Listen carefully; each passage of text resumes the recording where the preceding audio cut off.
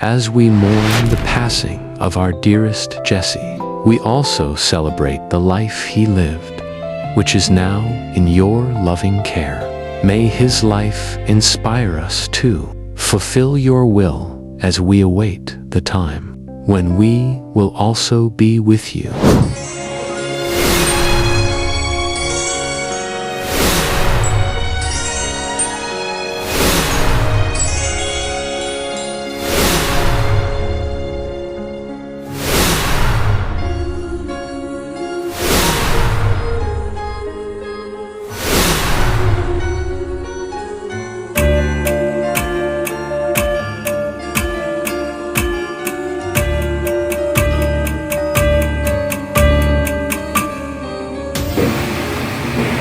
Same with you, gusto ko rin makita yan ako na yung mag-iiwanan mo na wala kang alalahanin, na kaya niyang mabuhay sa sarili niya.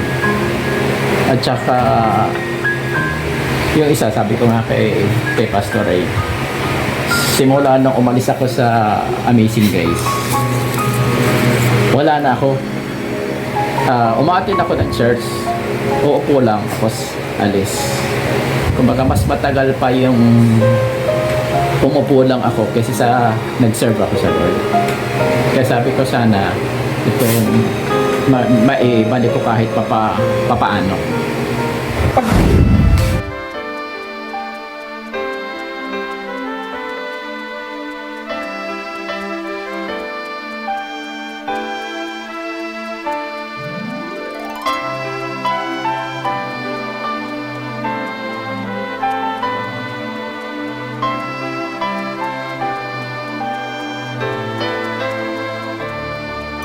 Sa aking paglalakbay sa buhay na ito, may isang bagay sa puso'y aking natanto. Kahit anong hirap ang dinaranas ko, ang katiyakan sa akin di naglalaho.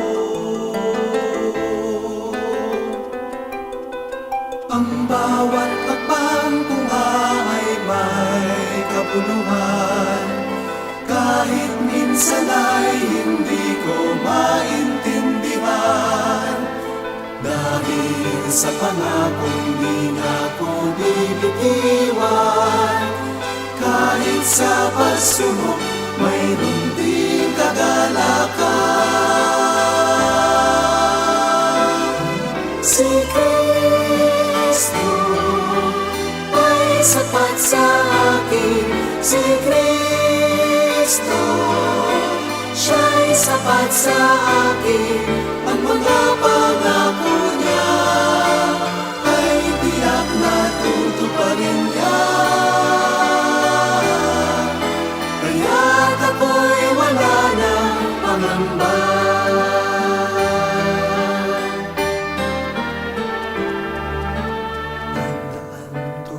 Sa buhay na walang hanggan, tulad ng paglalakbay sa karagatan, pag-ihip ng hangin at buhos ng ulan.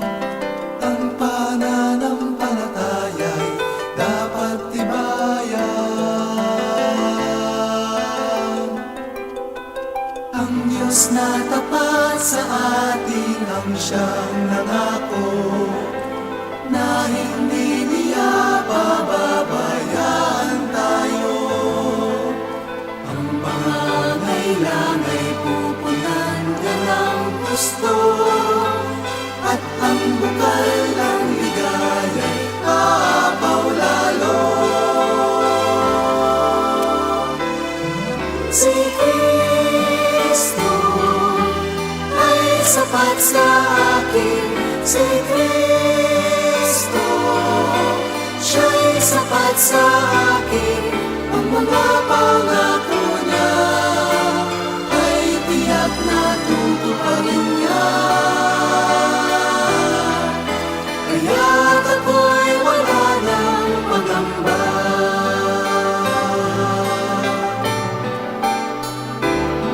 Si Kristo sapat sa akin, si Kristo.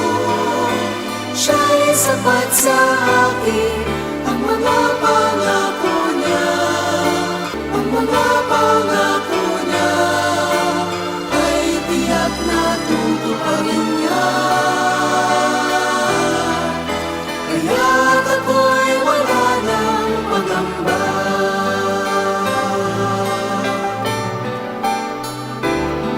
Si Kristo ay sapat sa akin, si Kristo.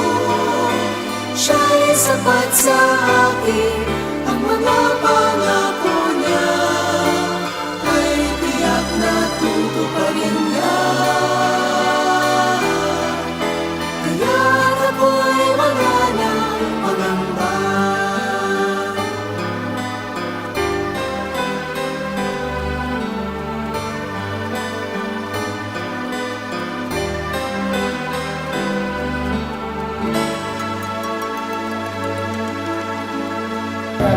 And friends of friends forever, if the Lord's the Lord's there.